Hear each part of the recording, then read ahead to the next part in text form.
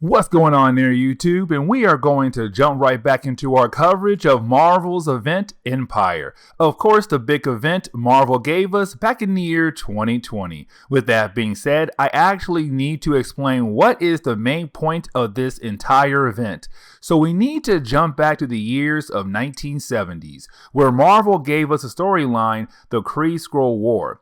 With that storyline, we learn about why the Kree and the Skrulls went to war against one another. So back in the early days of the Marvel Universe, the Skrulls were one of the best empires in the universe, and they used to let other worlds join their empire. So when they went to the home world of the Kree, which was Hala, they found out that there was a second race, which was known as the Katati. Now, the Skrulls took the Katatis and the Kree to the Earth's moon to have a competition to see which race is going to join their empire. The Katatis won, which made the Kree upset and killed off most of the Katatis and some of the Skrulls. That led to the Kree-Skrull War, but the Katatis were spread across the universe, which leads into Empire, and this storyline is the Katati coming back to get revenge against the Kree and the Skrulls.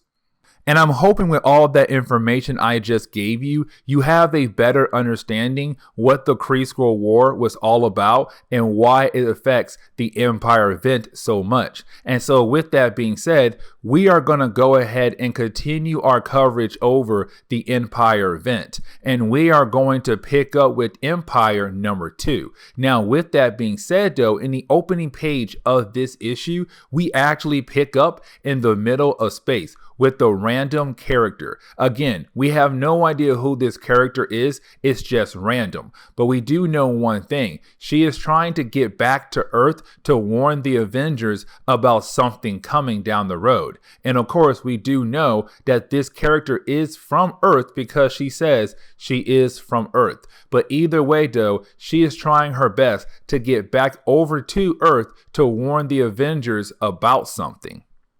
But getting back over to Earth's moon, we actually do see the Avengers having a hard time fighting against the Katati. Because remember, in the earlier parts of this event, the prelude and also Empire number 1, most of the storylines so far, the Katati were believed to be good guys because they came over to the Avengers for help. And because the Katatis are being led by Quay, and Quay is supposed to be this celestial messiah to bring peace across the universe, the Avengers believe that the Katati were actually in danger because the Kree and the Skrulls are no longer fighting against one another. Matter of fact, they're working together and they have a new emperor. Emperor Hulkling, because remember, Hulkling is half Kree, half Skrull, and so he was able to unite both sides into one huge empire. But right now you have the Kree and the Skrulls trying to kill off the Katatis for a very good reason. Because at the very end of Empire number 1, we had learned that Quay and the Katatis, their big goal is to kill all life across the universe, all non-plant life characters across the universe, because they believe that the Kree and the Skrulls, they deserve to die. Now, if you saw my last video, Lords of the Empire Swordsman, we also saw that when it came to Swordsman and Quay making a small trip to Earth, they saw the bad side of humans. And so when it comes to Quay and Swordsman, they also believe that humans, which is Earth, should also be killed off. Because in that video, you had Swordsman and Quay go through a whole ordeal where now they believe that humans are also as bad as Kree and Skrulls.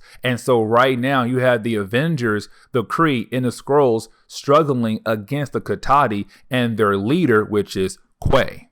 And so with all that information given over to you, you actually have Quay explain what kind of secret plan that he and the Katati have been working on. Something called the Death Blossom. And they were going around trying to figure out what kind of soil would be best for it. The reason why it is so important is because the Death Blossom can actually make a mage, a Katati's mage, strong enough where they can wipe out an entire planet. And so their goal is to use the Death Blossom to begin the process of wiping out planets they believe to be full of life of people who are truly evil. Now, while they were trying to perfect their Death Blossom, they were also trying to prevent the Kree and the Skrulls coming together. And so the Avengers are given a choice here, because the Avengers used to be close friends of Quay. Because remember, when it comes to Quay, he was supposed to be the celestial Messiah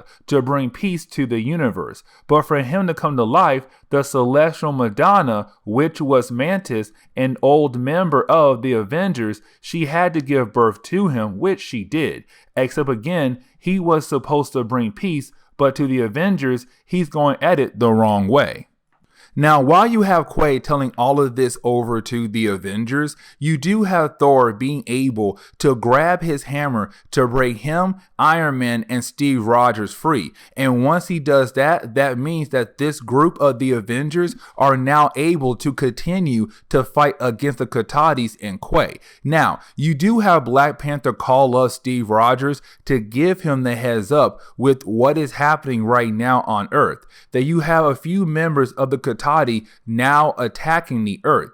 And of course, we saw that back in our Fantastic Four tie-in video. The last chapter of the Fantastic Four takes place after this moment, with the Katahdi now attacking the Earth. And so with that being said, right now you have the Avengers breaking up into two groups. You have one group trying to figure out how they can stop the Katahdi, and you have the other group trying to defend the Earth from the Katahdi. But of course, luckily for the Avengers, they do have the help of the Kree and the Skrulls this time, because Hulkling, who was a young Avenger, is the emperor of both empires now. And so he could possibly help them out with saving the Earth, but also stopping the Katahdis as well. Now, while you have the two Avengers group leaving to go do their own thing, you actually have Carol Danvers, Captain Marvel, not join either group. And the reason why, because she remembers that the Fantastic Four were with Hulkling, and right now they're trapped on the command ship, because the Katahdis have taken over the command ship of the Kree and the Skrulls. And so it's Carol Danvers going over there to help them out. Now, when she gets there, luckily for Hulkling and the Fantastic Four, they are okay, because they are able to handle their own business. And also because Hulkling has the Star Sword seems to be a huge weakness towards the Katahdi. And that right there is very important, because then you have Reed Richards realize that if they are able to use the same energy the sword is giving off, then they could possibly stop the Katahdis from taking over the command ship. And so you have Carol Danvers say that she should be able to absorb that energy and then release that energy at a high radius around the command ship to get rid of the Katahdis on the command ship. Now, you actually have Hulkling stab Carol Danvers right in the chest with the Star Sword, so that she can absorb the energy of the Star Sword and release that energy at a very high radius, so that the command ship can finally be free of the Katahdi, which it does actually work. But here comes the big problem though. Carol Danvers was stabbed by Hulkling with the Star Sword. So even though she was able to use that power to free the ship, she was still stabbed. And so now she's badly injured. Now, of course, we do know that Carol Danvers is not dead. Matter of fact, she was saved by Reed Richards. Now, you do have Reed Richards explain how he was able to save her life, and he said that he used one of the hammers of the Accusers. Now, remember, the Accusers are like elite soldiers of the Kree, but of course, with them being the elite soldiers of the Kree, they are given a weapon, a hammer, and usually a hammer is assigned to a particular accuser, meaning that sometimes the hammer cannot be used by another accuser, and if it is, that hammer is not going to be at full strength. But when it came to Reed Richards, he realized that when he did use the hammer on Carol Danvers, it did reach its full power, which it was able to heal up Carol Danvers and bring her back to life.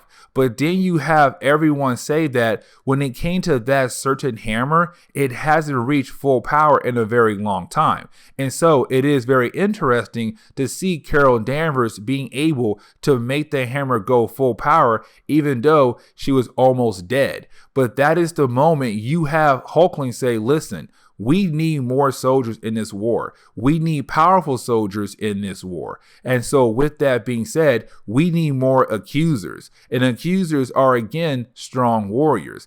And with Carol Danvers being half human, half Kree, she can technically become an accuser because she is half Kree. And that is the moment you actually have Hulkling say, Carol Danvers, aka Captain Marvel, you are now better known as Captain Marvel, the Accuser. You are now part of the Kree army or the Kree Skrull army. And this is where we are going to end today's comic book video. So please leave me a like down below and subscribe. Also, if you have any suggestions on books I should read, well, please let me know in the comments below, because you never know, your suggestion could be a future video down the road. But guys, I'll see y'all next time.